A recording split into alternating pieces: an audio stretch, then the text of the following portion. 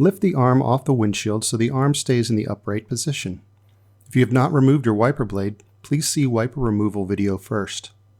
Always place a towel under the wiper arm to protect your windshield if you accidentally allow the wiper arm to fall. For installation on a side pin arm, the connector you will be using is not installed. You will need to remove the pre-installed connector and replace it with the B connector before you can install your new wiper blade.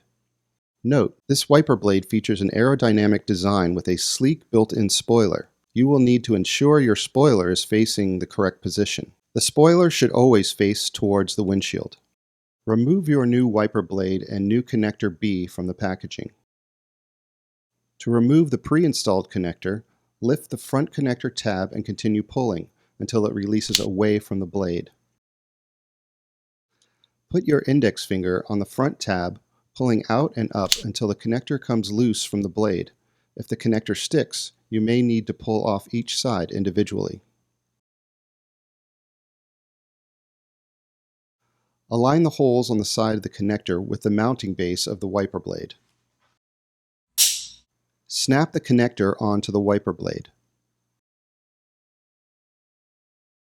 Align the connector hole to the pin of the arm. Insert the connector onto the side pin and rotate the blade 90 degrees until the locking tab secures the blade into place. Place the arm gently back on the windshield. Never let the arm release directly onto the windshield as this will cause damage.